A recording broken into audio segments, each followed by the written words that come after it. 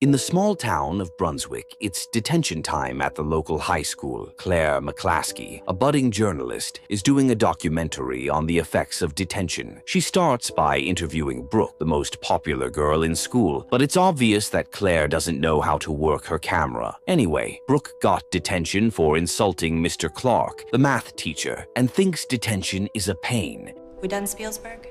Moving on, Mary Jane, MJ, and Darren, her boyfriend of 2 years, were playing in the hallway, and the teacher got mad. She got detention for her troubles. Then there's Greta, captain of the field hockey team. Apparently, she missed classes trying to teach one of her teammates how to play better. The teacher on duty isn't so keen on Claire interrupting detention, so she gives her 5 minutes to round up. With this, she directs her camera to the girl in the black hoodie, a new girl everyone had concluded wouldn't say a word because she worships Satan. Surprisingly, she comes up all smiles and introduces herself as Jules Sutton, adding that she was actually born in Brunswick. As it turns out, her family has lived there for generations. She got detention for pushing Nate Aldrich, and the other girls agree that he deserved it. He tried to fail me up in physics, so I pushed him. The weird part is that Nate is over 200 pounds, and when Jules is asked how she pushed him, she plays it off as magic. Brooke refuses to believe her and ends up daring her to get them out of detention if she's so powerful. Why don't you put your superpowers to good use and get us out of here? In turn, Jules asks some of the girls to believe with her and lifts her hand as she makes some incantations. Suddenly, the fire alarm goes off and everyone is moved outside. Brooke still doesn't believe it, but MJ does. In fact, she's just about to show how much when her boyfriend grabs her from behind. His friend Jason comes along and they distract the girls long enough for Jules to walk away. He's quite the catch. You're damn right. The girls notice and chase after her, hoping to gain more of this mysterious power. In response, Jules tells them to meet her at Hag's Rock in Merry Meeting Park at midnight. The other girls seem interested in the idea, but Claire isn't used to breaking the rules, not to mention leaving so late at night. They part ways in no time, and Claire hands her tripod over to her dad to help fix. He touches it up as his wife and second daughter, Emily, come to the table for dinner. Don't let fear stop you from doing things. Later on, in her room, Claire tries to do voiceovers for her detention piece, only for her mom to remind her that it's almost midnight. Claire falls prey to the temptation and sneaks out that night with her camera. A few ways from Merry Meeting Park, Brooke jumps out of a street corner, almost scaring the glasses off of Claire. Apparently, they had both come out of curiosity. They get talking about everything from Brooke's nose job to how her parents are divorced. They've barely covered her mother's drinking problem when Greta pulls up in her old car. So it is happening. Yep.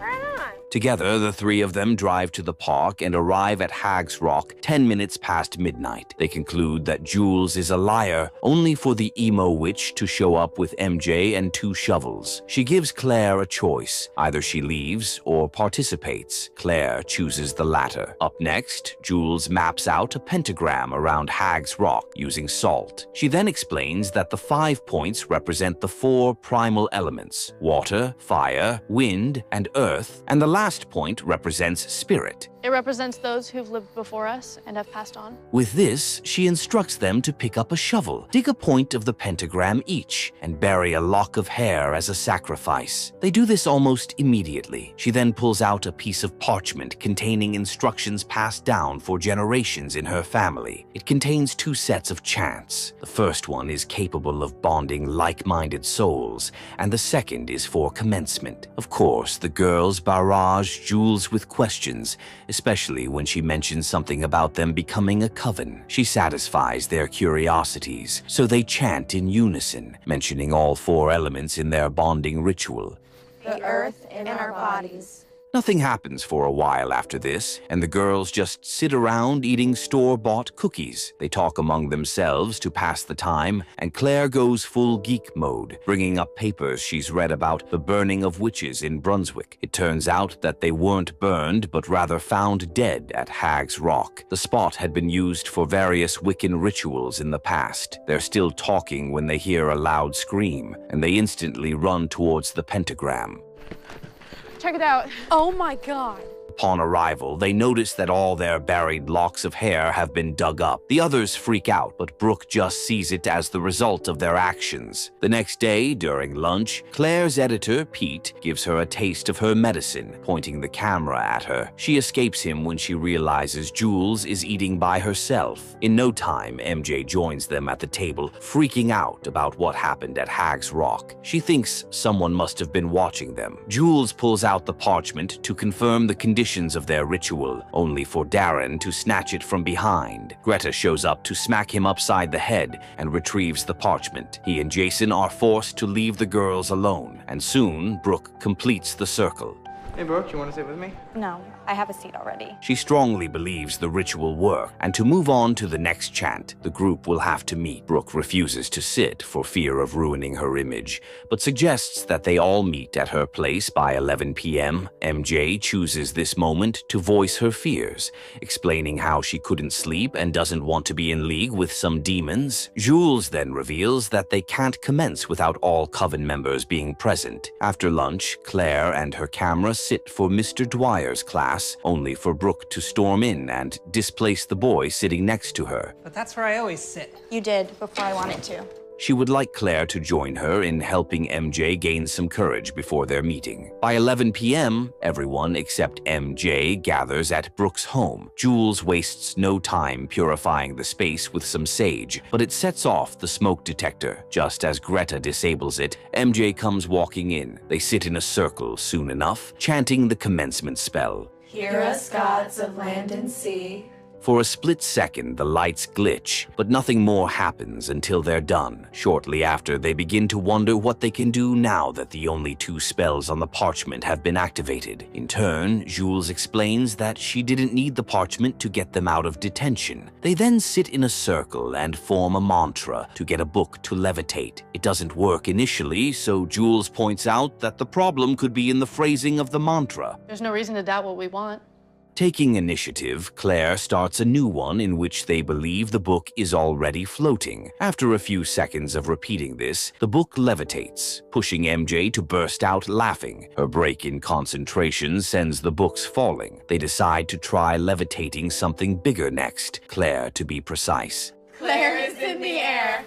They all chant a mantra to get her to levitate, and soon Claire floats so high that she almost touches the ceiling. Suddenly, Brooke's mom, Karen, comes home with a lad half her age, scolding her kid for not telling her about the sleepover. The girls are distracted, and the moment Mrs. Cabot goes upstairs, Claire falls face first on the ground. She's not even mad about it. School the next day goes by in a flash, and everyone except MJ gathers at a restaurant. They're just going about their food when a rude waitress comes to the table. After she leaves, the girls chant that the bill's already been paid, and it works like, well, magic. The bill's already been paid. Together, they just walk out without dropping a dime, and Claire's conscience pricks her. The others choose to go shopping with this newfound power and successfully pull Claire to the dark side. Brooke stocks up on bags, Greta on some new dresses, and later on, the 4 of them get their hair done. The shopping spree continues for much longer, with Greta, Brooke, and Claire chanting outside as Jules does even more shopping. She's already paid.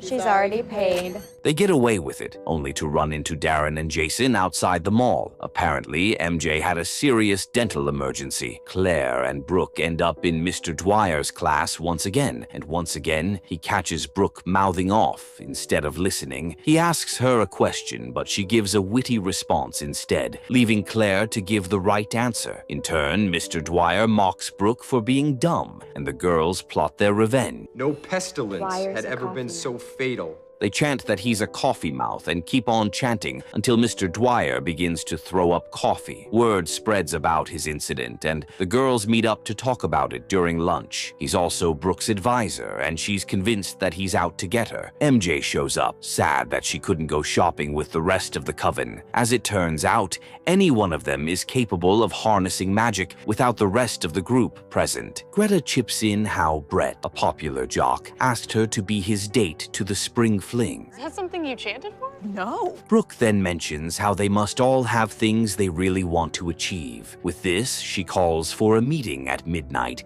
in which they'd make the things on their lists a reality. Shortly after, Claire and Jules watch Greta's field hockey game. They decide to walk back together, and on their way, Claire finds out that both of Jules' parents are dead. Seconds after this revelation, she gets ambushed by a mute hobo. At the moment, I'm living with foster parents who are...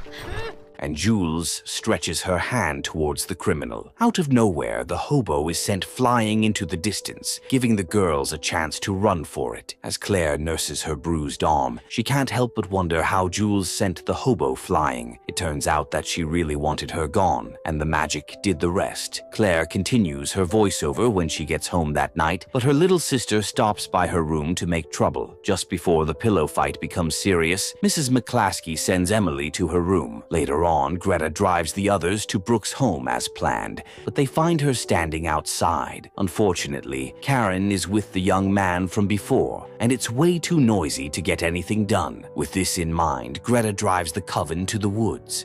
Everyone came with their lists. MJ with one way too long, and Claire for her dad to get a good job, and her sister to stop stuttering. Jules would love to fly and become queen at the spring fling, but the others find the second wish quite ridiculous. Claire becomes the voice of reason, explaining how unnatural it is to wish for things that could hurt people. All four girls then agree to scrap things off their lists and leave only 2 wishes. How about we limit this first session to 2 things each? Brooke goes first, and the coven chants that she can do no wrong in Mr. Dwyer's eyes. Her second wish is for her mom to hate the taste of alcohol. MJ also wishes for flight, and it works almost immediately. Sadly, her landing is quite rough, and she loses yet another tooth. They have to take her to the hospital, where they discover that Darren was ready to propose to MJ. This was in fact her second wish. The next day, Mr. Dwyer asks to see Brooke in private. There, he gives her an A- on her paper, and even offers to help her get into Princeton University. The moment Brooke steps out, she tells Claire that she's scared of the spell wearing off, and gets told that it'll last longer because the entire coven cast it together. Claire is still filming everything when she bumps into Jason. In turn, he reveals the news about MJ's jawbone deteriorating. Anyway, Jason invites Claire to a party at Topsham Lake, advising her to show up by 10 or later. As wished for, Greta's team wins the game against Westbrook. That goalie is so pissed. And shortly after, they head out to her new car. The coven tries to Skype MJ that night, and she picks up after the 3rd try, unable to show her face. After some encouragement, MJ reveals her wired-shut jaw long enough to tell the girls to leave her alone. As for Brooke, her mom hasn't had any alcohol since the night before, and has been nothing short of awesome. Greta offers to pick Claire up for the party by 11 p.m. Her parents call out to her, so she leaves the call, only to find out that her dad got 2 job offers. As they hug it out, Emily tries to drop snarky remarks, and everyone is in awe that her stuttering has stopped. Wishes were being granted left and right. Later on, Claire, Brooke, and Greta arrive at the Topsham Lake party, and they advise the budding journalist to just be herself. Yeah, stop doing that.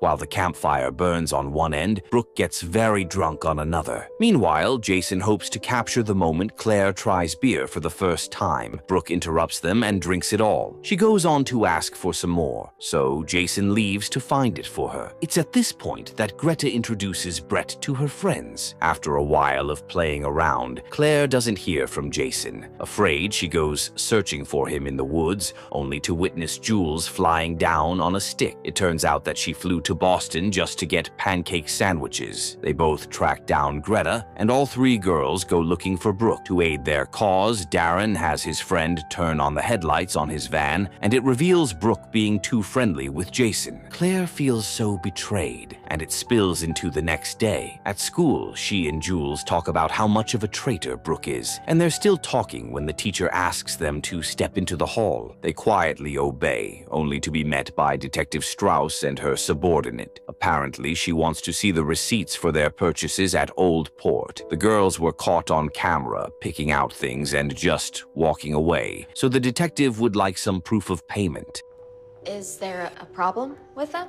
This is where Jules comes in. She first confirms that the cashier said they paid, and then turns it around on the officers, claiming that they're harassing young girls who are supposed to be in class. The case closes faster than a hot knife through butter. Later on, Mr. Dwyer comes on to Brooke by her locker, and she flees the scene. After this, the poor teacher turns himself in and gets fired for harassment. Jules and Claire talk about it on a video call while she's at the eye doctor's, only ending the call when the doctor steps in with her mom. As it turns out, there's nothing wrong with Claire's glasses. It's something worse. She's plagued with a vision loss condition called macular degeneration, the same condition her grandmother had. That same day, at Greta's game, she suddenly drops to the ground, gripping her knee like it's on fire. Her dad, Kevin, goes from excited to worried in a split second and runs to her side. Claire links up with Brooke and Jules at a diner, where she reveals that Greta has been diagnosed with early-onset arthritis. Her theory is that the spells they've been casting are costing them their youth. They think Jules isn't paying the price, so she opens up about her early-onset menopause and how she's been taking hormones. With this, Claire suggests that they stop casting spells altogether, seeing as it could affect others in the coven. Brooke doesn't care for the suggestion. She even promises to chant should her mom go back to drinking.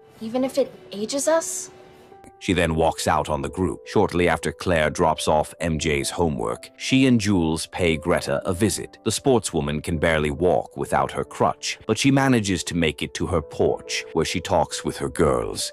Maybe the nice things you did will help reverse the effects. Mid-conversation, Detective Strauss interrupts them, wanting to know about Greta's car. Feeling frustrated, Greta just screams at her to take it back and then wobbles her way back inside. The detective goes on about seeing a similar situation 17 years ago. A group of girls collected a lot of stuff just like Claire and her friends are doing, and it turned out pretty badly. Sadly, Detective Strauss doesn't get a chance to say more before Greta's dad intervenes. On her way back home, Claire feels like she's being followed, and to prove her right, Jason pops up out of nowhere. His efforts to apologize fail, so he throws caution to the wind and asks Claire to be his date to the spring fling. This gets a smile out of her, but she explains that she's going through too much at the moment. That night on Skype, Jules and Claire brainstorm ways to get rid of their powers. Jules is pretty distracted by the weird sounds coming from the hall, and just when she stands to check it out, a strange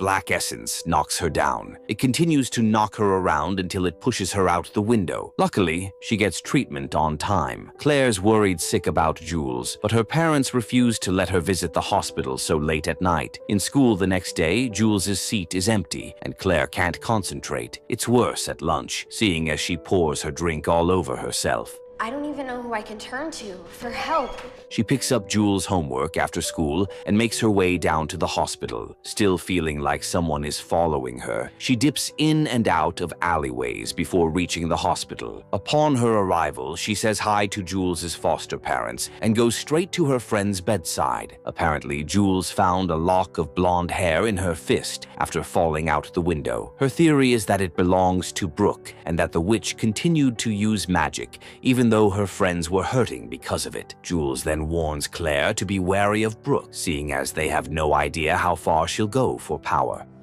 Just watch your back, Claire. By 11 p.m. that night, Claire returns to documenting her thoughts. She's barely started when she hears Brooke calling out to her from downstairs. Staring out the window, Claire tries to have the conversation at a safe distance, but Brooke insists that they go for a walk. Scared, Claire leaves an SD card containing past footage and chants a spell that'll let her be invisible to Brooke when the time comes. Both girls go for a walk as planned, with Claire putting ample space between herself and Brooke. It doesn't last long as Brooke starts to speak like the villain they've always suspected. Claire immediately becomes invisible, but is betrayed by the camera in her hand. Easily, Brooke electrocutes her, making it impossible for her to become invisible again. Claire makes a run for it, hiding behind a propane tank to mutter a spell of her own. I'm not afraid of you, Brooke. This time, it makes her 3 times Brooke's size, and she kicks an entire barrel at her. She then returns to her usual size, runs to pick up her camera, and comes face to face with Brooke in a nearby alley. Sadly, Brooke casts a multiplication spell, summoning 2 more copies of herself. She knocks down Claire at this point, only stopping when she's accused of attacking Jules. As it turns out, Brooke had nothing to do with it, so both girls team up once again. They run from the cops, trooping in, and Claire calls up Detective Strauss. Before they see the detective, they check their bodies for consequences. Claire's hair grows more gray, and Brooke's face grows a wart. They both start to doubt Jules, seeing as all her consequences were internal stuff that they couldn't prove. Soon, they head inside to see Strauss, wanting to know about the girls from 17 years ago. Unfortunately, 3 of the 5 girls lost their lives, and the other 2 are still missing. Abby, one of the missing girls, was also a foster kid, so no one cared. The detective then shows them a picture of Lisa Strauss, her older sister who's been missing since 1983. Another look at Abby's photo, and the girls can swear that she's Jules without the dye job. They soon discover that the girls who died were in fact poisoned by some type of mold. 3 girls who died, Poison. This strikes a chord in both girls, and Claire calls up Margaret, her friend in charge of the school yearbook. That night, the 3 of them raid the school's archives in search of the name Abby Butcher. They find one and then another, alongside a mention of Julia Sutton from 1689. They also come across Abby from 17 years ago and find out that she was Spring Fling Flower Queen. Jules appeared again as Susanna O'Martin in 1966 and in 1932 as Martha Carrier, who was accused of being a Brunswick witch. Soon, the trio discovers that all these girls are the same witch returning every 17 years, using the names of her past victims as aliases. Claire is certain that she saw Sarah Gould, one of the girls who went missing, somewhere. she's not missing. Back at the station, Detective Strauss is knee-deep in the case, so much so that she doesn't notice her subordinate dropping off a coffee for her. Anyway, Brooke and Claire skip school to find Sarah Gould. It turns out that she was the hobo who attacked Claire before, so they walk down the same alley until they find her. Sarah lost her voice as a consequence for using magic and has to write on a notepad to communicate. She only starts to write after confirming that Jules, who she knows as Abby, is nowhere close.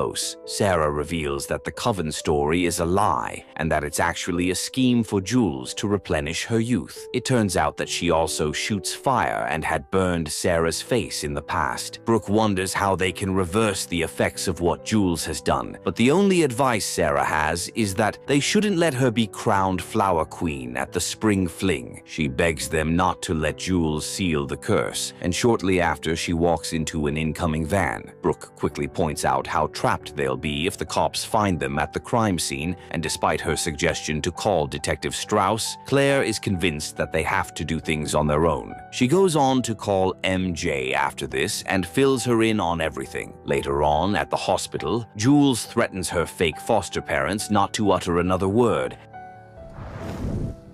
and sends them out just in time for MJ to walk in. Jules is a bit surprised, but keeps her cool as she talks about the incident. Just then, MJ corrects her, explaining that she came to talk about Brooke and Claire going missing. Sadly, Jules plays dumb throughout the conversation. Shortly after, Brooke gets a call from MJ, confirming all their suspicions about the witch. Jules even gave MJ something to eat, but she didn't eat it for fear of being poisoned. In addition, Jules coerces Brett to take her to the Spring Fling instead of Greta. The night of the Spring Fling arrives in a flash. Margaret replaces Claire as the reporter on duty, and Pete stays behind the camera, capturing the essence of the event. The original 4 gather to chant a spell, hoping to stop Jules from becoming the Flower Queen. They've only chanted 4 times when MJ's tooth gives out. Brooke can't hear her because she's losing her hearing, Claire can't even see the situation properly, and Greta can barely stand. They're still worrying about not being strong enough to take on Jules when she enters with Brett and Jason on each arm. She needed Jason too? Meanwhile, Detective Strauss is packing up her files on the case. Her eyes catch a correlation in some files, and she instantly drops everything and grabs her coat. At the spring fling, it's time to announce the Flower Queen. Jules and her 2 bodyguards head towards the stage gallantly, only for the MC to announce Tiffany as the winner. Furious, Jules walks over to the group, pretending like nothing's going on. MJ is the first to insult the witch. Eat. And then the other girls follow up, revealing that they know all about her plan. She mocks them for thinking they can stop her and announces that she'll have to do things the bloody way. She taunts the girls, but only MJ reacts, so Jules slams her into the wall using her magic flames. It draws the attention of the other students, and they witness as the witch blows Greta away. Darren tries to defend his girlfriend, giving Claire, Brooke, and Jason a chance to escape. Easily, the witch fights off Darren, blowing him away just like the others. She then tracks down the other 3. Brooke offers to buy some time and urges Claire to leave with Jason. They do so after some reluctance, and Brooke comes face to face with the enemy. They both activate their powers, Brooke with her lightning and Jules with her black flames. Somehow, the former manipulates her lightning into an electromagnetic field and uses it to block off the witch's attacks. During this time, Claire hands over Jason to Margaret, asking her to call the cops and an ambulance. She then returns to find that Brooke is on the run. Brooke, where are you? Once again, too tired to continue, she falls to the ground, giving Jules a chance to relish the pending murder. Before she can attack, Claire bursts in, offering herself in Brooke's place. Sadly, Jason, the male virgin Jules has been seeking, also bursts into the room. In no time, the witch grabs him by the collar, floats into the air, and flies off as a dark essence. She shatters her way out the window, leaving the girls to rack their brains for the next step. MJ shows up just in time, wielding a pole and announcing that Jules can only be heading towards Hag's Rock. Together, she and Claire take to the skies on the pole, but it's almost midnight, so neither of them can see clearly. Soon, they crash into the forest and find themselves sprawled on the ground. Can you make it? We're close. It's at this moment that MJ sends forth Claire to finish things. She can only see a few feet in front of herself, so she uses the viewfinder on her camera to find her way to Hag's Rock. Upon arrival, she notices Jules chanting a spell and watches as she lays Jason down on the rock seconds later. Sensing Claire's presence, the witch urges her to get a good angle for the folks at home. In turn, Claire asks about her true identity, only for Jules to reveal that she's Mary Perkins. The way she sees it, Claire isn't a threat, so she continues the ritual, raising her knife to stab Jason. At that moment, Detective Strauss shows up, gun in hand, and yells at her to put the knife away. Claire tries to warn the detective, but she doesn't listen. She continues to point her gun at Jules, and the witch plays along, dropping her knife as instructed. Suddenly, she shoots a blast of black flame at the detective, pushing her back a couple of steps. Jules blasts her again and again, forcing a panicked Claire to think up a solution. She begins to chant a spell to summon all of the witch's past victims, and MJ shows up just in time to help. Help us now to wipe her off the face. As they chant, ethereal presences take the shape of all of Jules's victims. Without uttering a word, they all walk up to the witch. Claire and MJ rush back to the scene of the fight and witness Jules shouting at the ghosts. She doesn't believe they're real until they start to touch her, draining every last bit of power the witch possessed. Detective Strauss can only watch in awe and, after the witch's defeat, realizes that her sister is among the ghosts. Lisa Strauss then walks up to her and touches her face, a last-minute attempt at closure. A quick look at Jules, and all they see is an aged and hunched woman, and before their eyes, she disappears into thin air. The detective then makes it clear that the girls have to follow her to the station and hand over all the footage. Need you to come down to the station. Life returns to normal at Brunswick High School as Claire finally turns in her piece on detention and its effects. Pete finds it inspiring but complex, and Claire doesn't have time to explain it. She just abandons the poor guy to hang out with her friends. They plan to have a girls' night now that no one's teeth are falling out, but Jason runs down the hall to speak with Claire. He'd like to take her out, and she promises to try anything once. Happy, the four of them head out to Greta's Greta's trusty old car to have the time of their lives. What started as an accidental meeting turned into a wonderful friendship. In spite of Jules being a witch and trying to end their lives, these girls stuck together and found a way out of adversity. There's strength in numbers. If you didn't believe it, I hope you do now.